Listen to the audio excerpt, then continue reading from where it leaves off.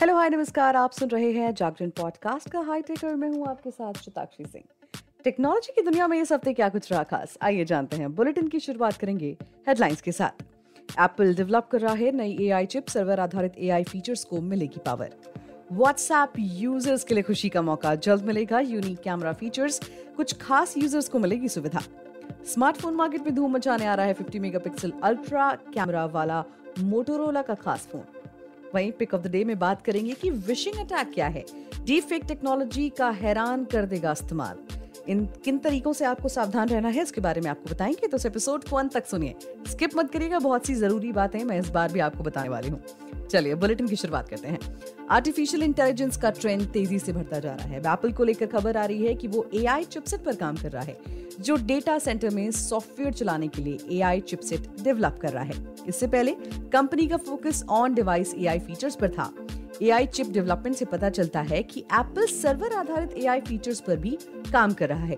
उम्मीद है कि इसे लेकर 10 जून को होने वाले event world wide developers conference में ऐलान किया जा सकता है। अमेरिकी news website the wall street journal के मुताबिक एप्पल अपने सर्वर प्रोजेक्ट पर काम कर रहा है और कंपनी का ये प्रोजेक्ट एसीडीसी के नाम से जाना जाता है। इस मामले से जुड़े एक व्यक्ति के हवाले से रिपोर्ट में बताया गया कि टेक दिग्गज कंपनी डेटा सेंटर के लिए स्पेसिफिक चिपसेट तैयार करने पर काम कर रही है, जो इन सेंटर्स को एआई कंप्यूटिंग केपेबल बनाएगी।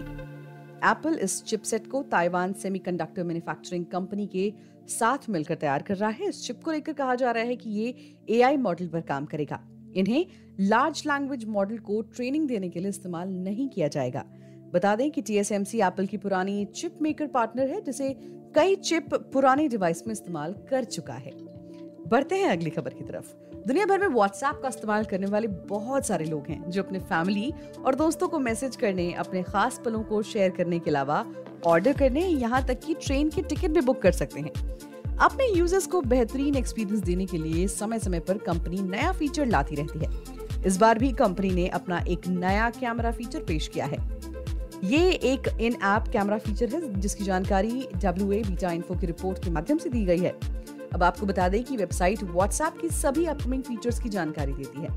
इस बार क्या खबर है बताते हैं आपको। देखिए, रिपोर्ट में बताया गया है कि व्हाट्सएप अब सुविधा को और बेहतर बनाने के लिए डिजाइन किए गए ऑप्शन को जोड़कर कैमरे को बेहतर बनाने पर काम कर रहा है। वो यूजर्स को अपने पसंदीदा पलों को कैप्चर करने और शेयर करने के लिए आसान ऑप्शन देता है। अब कैमरे को जूम फीचर को ऐप के अपडेट वर्जन 24.9.10.75 में एक्सेस दिया जा सकता है। किन यूजर्स को पहले मिलेगा ये मौका, मैं बताती हूँ। खबरों की माने तो ये फीचर कुछ बीटा टेस्टर्स के पास नई सुविधा का एक्सेस होगा, जो उन्हें जूम लेवल को एडजस्ट करने की अनुमति देंगे। इससे पहले यूजर्स को रिकॉर्डिंग के दौरान जूम लेवल को बदलने के लिए कैमरा बटन पर दबाव बनाए रखना पड़ता था और ऊपर या नीचे स्वाइप करना पड़ता था, जिसके कारण कभी कभी सही एडजस्टमेंट नहीं होता था। यहाँ नया बटन इस प्रोसेस को आसान बना देता है, जिससे यूजर्स को अपने रिकॉर्डिंग सेशन के समय आसानी से जूम को फाइन ट्यून कर सकते हैं। चलिए बढ़ते हैं अगली खबर की तरफ। मोटोरोला ने पिछले महीने ग्लोबल मार्केट में एज 50 फ्यूजन को लॉन्च किया था। इस डिवाइस को 15 अप्रैल को मार्केट में उतारा गया। बता दें कि इस फोन को फॉरेस्ट ब्लू हॉट पिंक और मार्शमेलो ब्लू कलर में लाया गया है। अब कंपनी इस फोन को भारत में लॉन्च करने जा रही है। कंपनी ने अपने एक्स अकाउंट पर इसकी जानकारी दी है। मोटोरोला एज 50 फ्यूजन में आपको 144 hertz refresh rate display, 1 IP68 rated build, 50 megapixel dual rear camera, 68 what का फास्ट चार्जिंग सपोर्ट। इसके अलावा स्मार्टफोन में स्नैपड्रैगन 7S Gen 2 प्रोसेसर मिलता है। फोन का होगा लॉन्च, आपको बताते हैं। देखिए, भारत में 16 मई को दोपहर 12 बजे लॉन्च किया जाएगा। इसके अलावा मोटोरोला ने लॉन्च के बारे में अपनी ऑफिशियल एक्स हैंडल पर कई टीजर के जरिए इस फोन के लॉन्च होने की जानकारी दी है। चले बढ़ते हैं आगे और बात कर लेते हैं मेटा की। मेटा ने अपने यूजर्स के लिए एडवांस जनरेटिव एआई फीचर पेश किया है। इन फीचर्स को एडवर्टाइजमेंट देने वालों के लिए पेश किया गया है, ताकि वो अपने काम को बेहतर बनाकर अपना बिजनेस ग्रो कर सकें। इन एआई फीचर्स के साथ यूजर्स को इमेज और टेक्स्ट जनरेशन की सुविधा दी गई है। कंपनी का कहना है कि जनरेटिव एआई फीचर्स के साथ एडवर्टाइजर्स क्रिएटिव वेरिएशन के साथ अपनी परफॉर्मेंस को बेहतर बना सकते हैं। मेटा वेरीफाइड के साथ यूजर्स एड क्रिएशन प्रोसेस को बहुत हद तक ऑटोमेटिक बना सकते हैं। यूजर्स मेटा के जनरेटिव एआई टूल्स का इस्तेमाल करके इमेज की कई वेरिएशन क्रिएट कर सकते हैं। इसके अलावा इन इमेज के ऊपर यूजर टेक्स्ट को भी ऐड कर सकते हैं। यूजर को इसके साथ अलग अलग बैकग्राउंड की सुविधा भी मिल रही है। अलग अलग सेटिंग को सूट करने के लिए यूजर इमेज एलिमेंट को एडजस्ट कर सकता है, यानी कि ये फीचर कमाल का होने वाला है। चलिए, आ चुका है समय जब हम बात करने वाले हैं पिक ऑफ द डे की, जिसमें हम विशिंग एक्ट के बारे में बात करने जा रहे हैं। अब मान लीजिए एक अनजान नंबर से आपके फोन पर एक कॉल आती है और आप इस कॉल को उठा लेते हैं। अगले ही पल कॉल करने वाला शख्स अपनी पहचान किसी सरकारी विभाग, पुलिस, बैंक या टैक्स डिपार्टमेंट की ओर से बताकर करवाता है। ये शख्स आपसे आपकी पर्सनल जानकारियों को लेने की कोशिश करता है। आप भी डरे सहमे सारे सवालों के जवाब आनन फानन में दे देते हैं। इस बीच आप ये पता करना भी भूल जाएंगे कि ये कॉल असल में किसी ऑफिशियल डिपार्टमेंट से है भी या नहीं। कॉल कट होने के कुछ समय बाद आपको जानकारी मिलती है कि आपका बैंक अकाउंट साफ हो चुका है और आप हक्के बक्के रह जाते हैं। अब आखिर ये हुआ क्या? आखिर में आपको समझ में आता है कि आप किसी स्कैम का शिकार हो चुके हैं।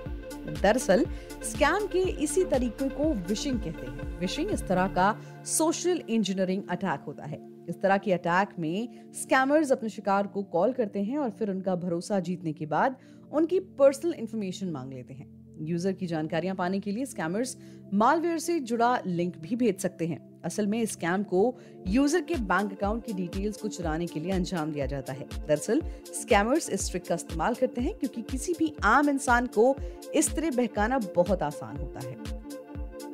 Wishing attack deep fake technology के साथ और भी ज्यादा खतरनाक हो जाता है। एआई के इस दौर में स्कैमर्स वॉइस क्लोनिंग के लिए किसी भी सॉफ्टवेयर प्रोग्राम को आसानी से इस्तेमाल कर सकते हैं।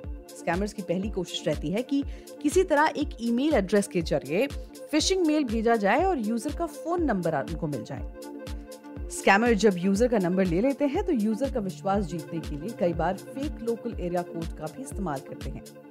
कॉल पर स्कैमर की कोशिश रहेगी कि वो यूजर को डरा धमकाकर, लालच देकर या आपके अपनों की आवाज में मदद की गुहार के साथ आपसे अपनी बातें मनवा ले। स्कैमर हर तरह से कोशिश करेगा कि यूजर की बैंक डिटेल पाई जा सके। इसके लिए यूजर को लिंक भेजा जाएगा जिस पर उसे बैंक डिटेल्स फिल करने को कहा जा सकता है। इसके अलावा यूजर के काम के कुछ डॉक्यूमेंट्स भी अपलोड करवाए जा सकते हैं। जैसे ही स्कैमर्स को किसी यूजर की बैंकिंग डिटेल्स मिल जाती है तो वो यूजर का बैंक अकाउंट साफ कर देते हैं। अब आपको इससे कैसे सावधान रहना है वो भी जान लीजिए। देखिए, इस तरह के स्कैम की पहचान की जा सकती है अगर एक अनजान नंबर से कॉल करने वाला शख्स आपसे आपकी पर्सनल और बैंकिंग डिटेल्स का जिक्र करने लगे। इस तरह के अटैक को बेकार ऑडियो क्वालिटी के साथ पहचाना जा सकता है। फोन पर किसी शख्स की आवाज साफ ना आना या रोबोटिक लगना भी एक रेड फ्लैग है। इसके अलावा कॉलर आप पर किसी भी तरह का दबाव बनाने की कोशिश कर रहा है तो ये विशिंग अटैक हो सकता है। तो इन टिप्स के जरिए आप थोड़ा सी समझदारी के साथ आप विशिंग अटैक से बच सकते हैं। इसी के साथ आज के एपिसोड में फिलहाल इतना ही। मिलेंगे आपसे अगले एपिसोड में टेक्नोलॉजी की दुनिया से जुड़ी और भी ताजा तरीन खबरों के साथ। तब तक के लिए हमें दीजिए इजाजत। अपना बहुत ख्याल रखिए और सुनते रहिए जागरण पॉडकास्ट।